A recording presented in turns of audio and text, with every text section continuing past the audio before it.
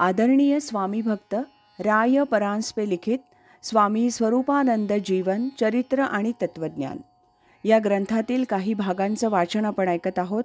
आज ऐकूया या ग्रंथातील प्रकरण 4 गृहस्थाश्रमाचे योग आणि वियोग याचा भाग 3.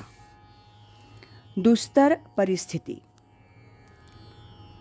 यातल्या पहिल्या 14 साक्या आपल्या जीवनाची स्थिती, गती आणि ध्येय यांचं वर्णन करणारे आहेत आणि त्यांचं सार 14व्या साकीत प्रेमळ निस्संगता असावी निरासक्त वा प्रेम या शब्दात सांगितलंय. हे शब्द अत्यंत महत्त्वाचे आहेत. संगती करावयाची ती प्रेमपूर्वक करावयाची, परंतु त्यात यत्किंचितही लिप्तता किंवा लंपटता असू नये. म्हणजेच निरासक्त प्रेम असावं.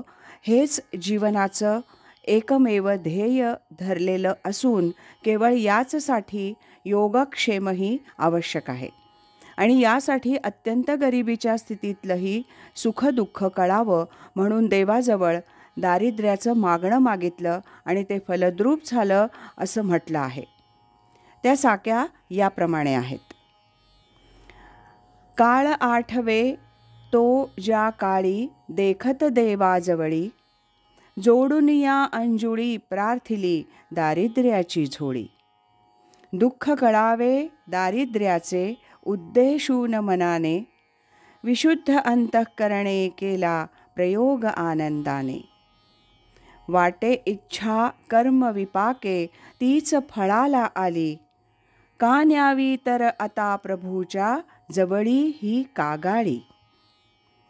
गाठी पैसा नसता कैसी ती विद्यापीठांची, संपादावी प्रिय छात्रांसह पदवी बहुमानाची.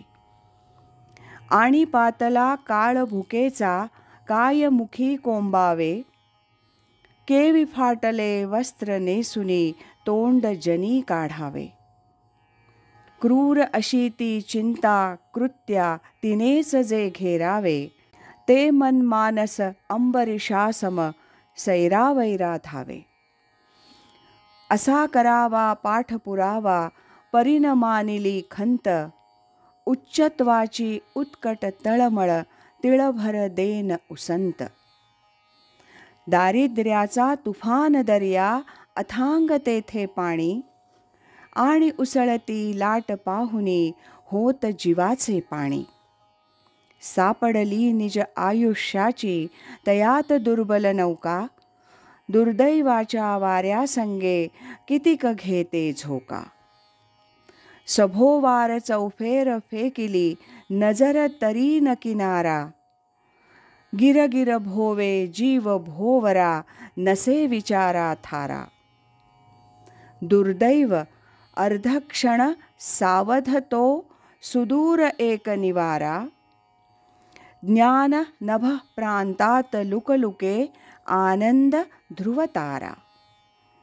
नजर स्थिर अन शीड लाविले प्रेमाचे नौकेते, सच्छीलाचे सुकाणू धरुनी कर्तव्याच्या हाते.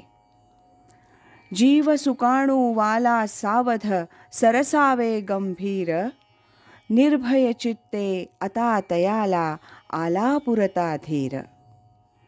प्रेमळ निस्संगता असावी निरासक्त वा प्रेम, आयुष्याचे ध्येय हेची हे ह्यास्तव योगक्षेम.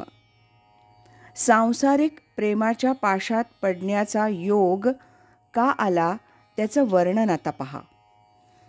प्रयोग निस्संग प्रेमाचा माझा पूर्ण यशस्वी, व्हावा यास्तव या आयुष्यी गमे योजना दैवी.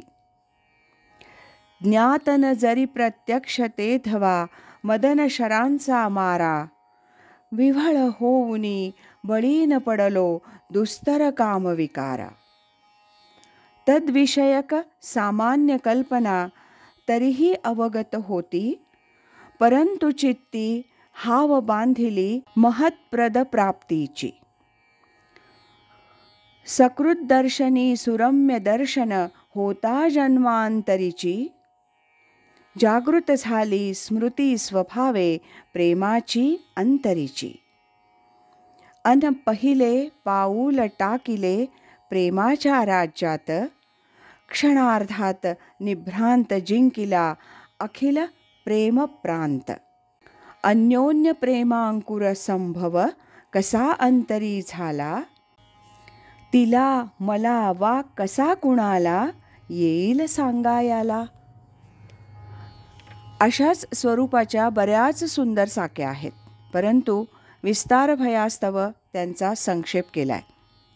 पुढे परस्परांवरील प्रेमाचं प्रत्यंतर पटून त्यांनी विवाहबद्ध होण्याची मनोमन खूणगाठ बांधली. ते लिहितात, अनशब्दाविण संवादाचा आम्हा लागला शोध, मूकवचे मग परस्परांचा चाले प्रेम विनोद. की वाणीला उणीव आली शब्दांचीच सखोल, समान धर्मा हवा कळाया मुक्या मनाचा बोल. प्रेमाचे प्रत्यंतर पटले परिचय झाला पूर्ण, पाणिग्रहणी परस्परांनी तदा बांधिली खूण. प्रेमाच्या भरात अडचणींचा विचार सुचणार तरी कसा, कारण प्रेमी जीव सर्व अडचणींना ओलांडून पलीकडे गेलेला असतो. या पुढच्या काही साक्यात त्यांनी प्रियतमेच्या सौंदर्याचं निरनिराळ्या पैलूंनी वर्णन केलंय. त्या वर्णनाच्या साक्या आता आपण उद्या ऐकूया. आज इथेच थांबूया. श्रीमत सच्चिदानंद सद्गुरु श्री स्वामी स्वरूपानंद महाराज की जय. हरि ओम तत्सत.